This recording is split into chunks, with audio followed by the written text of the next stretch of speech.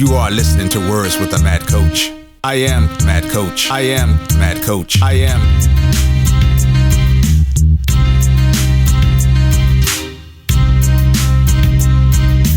I am Mad Coach. I am Mad Coach. I am.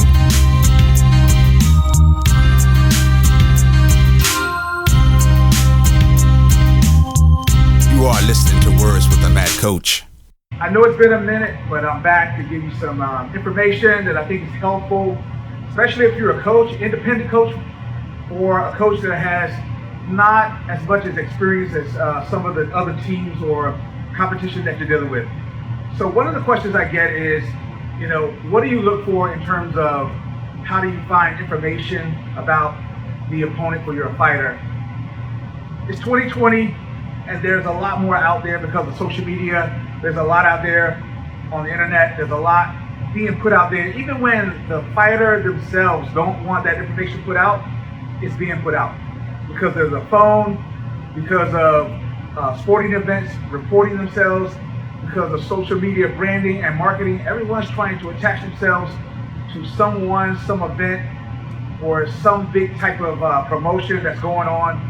And so even when you're not trying, you're sometimes just caught on film, or somehow your name gets mentioned even when you're not even trying to be out there. So if you know how to look, you can find this information. So I'm going to give you 3 things that I basically look for in the beginning.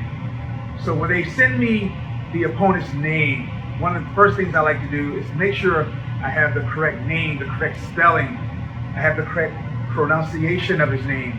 And the reason that's important is because with so much material out there are a lot of people out there with very similar names, especially when the fighter comes from a family of fighters.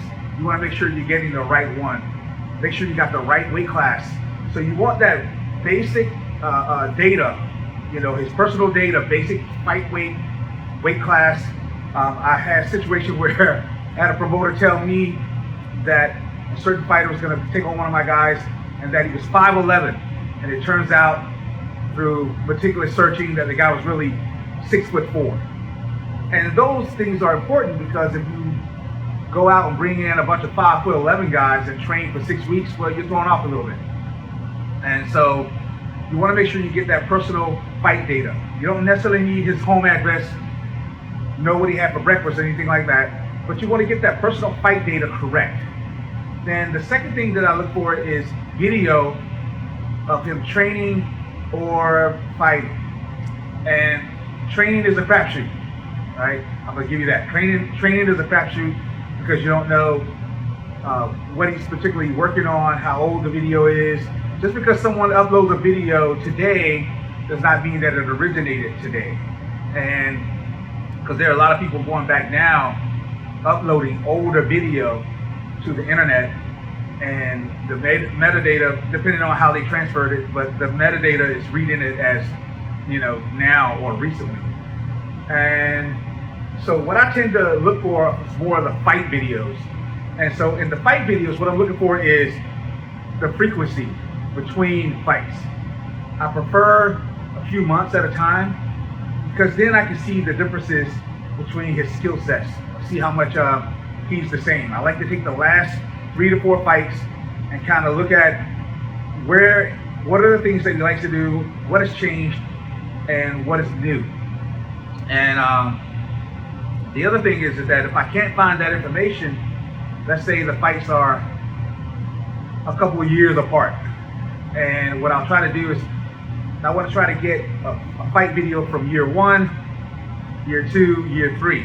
You'll be surprised to find out how much a fighter will still resemble himself from 3 years ago.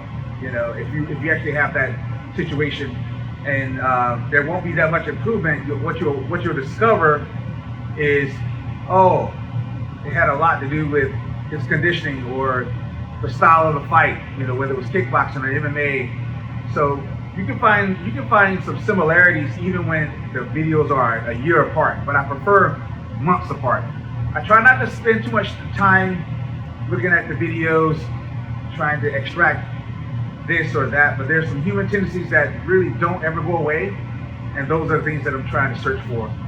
And I'm weary of the videos that are, say, a few days apart or even weeks apart, because you have a lot of fighters that like to fight a lot. Even when they lose, as long as they don't get knocked out, they're probably in that cage or in that ring a lot. And that's too close together, too narrow of a search.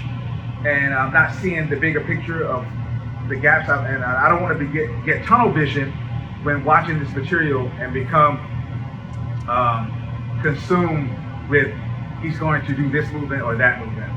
So I like the things that are a little spaced out more apart by a few months, because it gives you a better snapshot. And then the third thing is I go to all the fight sites that hold some type of record. And the main two are mixedmartialarts.com and Tapology. They will do a good job of giving you some miscellaneous details that you might not have picked up, just say from a basic news article or some kind of reporting service that talked about the fight or the event. And what you'll get from these is you'll find, like, let's say your opponent started fighting in 2011 and it's 2020, then you kind of get a window of how long he's been training, at least. You can see how often he's fought, how often, the fights have been canceled. And you want to know stuff like that, because if the guy's notorious for backing out of fights, well, you're going to spend your time training for a guy who potentially is not going to be there. So these are some things you want to pay attention to be aware of. And these are the things I like to do when getting ready to study for my opponents.